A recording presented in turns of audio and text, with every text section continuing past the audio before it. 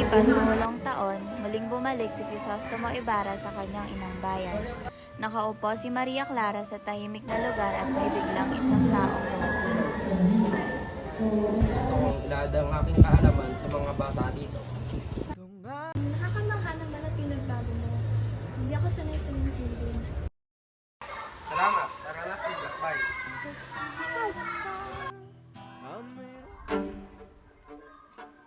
Tara, kumain na. Gutom na ako.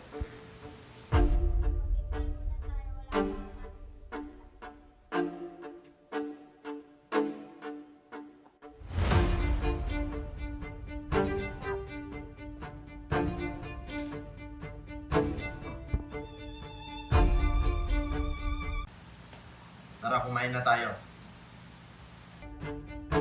Nagsandok ng tinola si Elias para kay Ibarra. Ngunit ang natirang parte ng manok para kay Padre Damaso ay mga lieg at pakpak na lamang. Nais kong magpagawa ng eskwelahan para sa mga bata. Magkano naman ang bayad doon? Ito ay para sa bayan. Wala itong buwis. Ganun. Sige. Ibarra, nakikirami ako sa pagkamatay ng iyong ama. Ako rin. Alam ko na mahal mo ang iyong ama. Maraming salamat sa pagkirami ninyo. Nagkita-kita sila Maria Clara, Ibarra at kanyang mga kaibigan upang mag-picnic.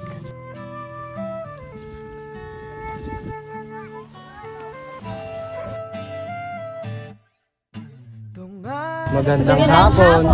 Ganda hapon din. Sa dalagang walang kasing ganda, amoy roses ang nalingawan. Magandang hapon din.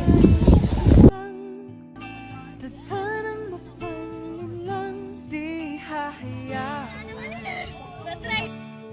mawala pa tong liham na umaasa. Sa akin yung ginagawa. Sinabi mo? Ano yun? Ano sinabi niya? Ano yun? Sinabi niya?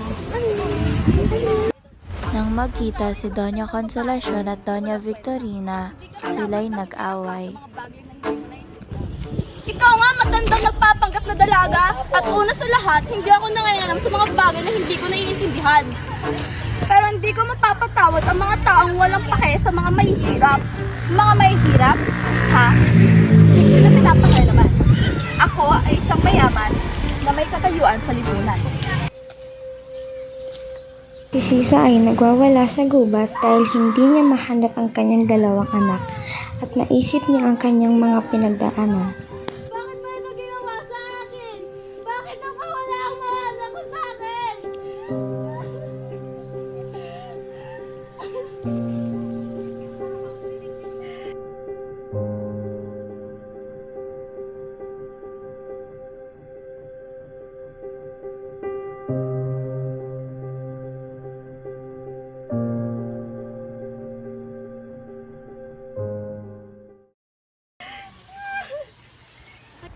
Si Elias ay pinatago si Ibarra upang hindi siya mabaril ng mga gwardiya sibil.